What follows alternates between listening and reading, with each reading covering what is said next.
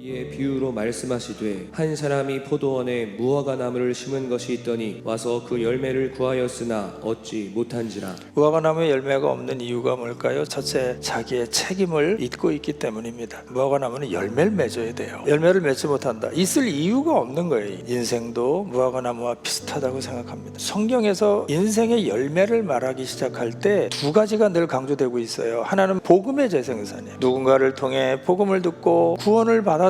그러면 나를 통해서 구원받은 사람이 있는가? 여러분, 이게 우리가 맺어야 될 열매다 말이에요. 또 인격의 열매를 맺어야 된다. 성령의 9가지 열매를 말해요. 이 성령의 9가지 열매들은요, 예수님을 닮는 것에 목표를 가지고 있단 말이에요. 나는 예수님을 얼마나 더 닮았을까 물어야 됩니다. 무화과 나무는 가장 비옥한 옥토에 심겨졌습니다. 근데 열매가 없다. 이스라엘 백성들이 누리고 있었던 가장 놀라운 특권이 택함받은 백성이다. 여러분, 우리도 하나님의 선택을 받은 놀라운 특권을 가진 사람들이단 말이죠. 우리도 좋은 땅에 심겨진 겁니다. 그러나 축복에는 책임이 따라요. 여러분, 여기 무화과 나무는 특권을 누립니다. 좋은 땅에 심겨졌단 말입니다. 그러면 책임을 다해야지요. 합당한 열매를 맺어야지요. 성도가 되었음에도 교제의 책임을 잊고 전도의 책임을 잃어버려요. 그래서 아무런 열매를 거두지 못한 채 그날을 맞이하는 것 아니냐 말이죠. 왜 무화과 나무가 열매를 맺지 못했을까요? 또 하나 있습니다. 자신의 상태를 돌아보지 않았기 때문입니다. 포도원지기에게 이르되 내가 3년을 와서 이 무화과 나무에서 열매를 구하되 얻지 못하니 찍어버리라. 어찌 땅만 버리게 하겠느냐. 3년이면 열매를 맺어야 돼요. 정말 이 무화과 나무는 자리만 차지하고 있는 것이지요. 그것도 아주 좋은 자리를 말입니다. 좋은 땅 차지하고 앉아서 열매를 맺지 못하는 그런 상태인 것처럼 혹시 내가 그런 존재는 아닐까요? 화 있을진저 너희 율법사여 너희가 지식의 열쇠를 가져가고 너희도 들어가지 않고 또 들어가고자 하는 자도 막았느니라 하시니라. 어떻게 구원을 받았는지, 어떻게 기도하는지, 어떻게 찬송하는지, 어떻게 성경 말씀을 보는지, 예배 생활하는지 알아요. 그러나 너희도 들어가지 아니하고 들어가고자 하는 자도 막았느니라. 그리스도인은 누구나 영향을 끼치며 살아갑니다. 내 삶, 이 시시한 신앙생활, 이 거지 같은 신앙생활이 나를 뒤따라오는 다른 사람들의 삶도 그렇게 만들었단 말이죠. 그러면서 자신 앞에 다가오고 있는 위기를 깨우치지 못했어요. 여러분, 우리가 이웃 사람들의 비극을 보면서 경고를 받아야 된단 말이죠. 어느 날 갑자기 내 인생을 결산을 알리는 사건이 내게 찾아올 수가 있지 않겠어요? 예고도 없이. 그렇게 인생에서 어느 날 갑자기 그 순간이 찾아올 때 나는 어떤 열매를 가지고 주님 앞에 설 수 있을까요? 오늘 이 주님의 엄숙한 경고 앞에서 저와 여러분은 무엇으로 결산할 수가 있을까요? 여러분, 열매를 맺지 못했던 이 책임을 다하지 못한 무화과 나무를 보면서 책임을 다하십시다. 열매를 좀 맺으시지요. 또 하나, 나의 현재 상태가 잘 점검돼야 합니다. 현재 나의 상태가 지금 어떤 자리에 있는지 객관적으로 판단해 보는 겁니다. 그래서 내 앞에 언제라도 찾아올 수 있는 마지막, 오늘 주님 앞에 세워진다면 나는 어떤 열매를 가지고 주님 앞에 설 수가 있을까?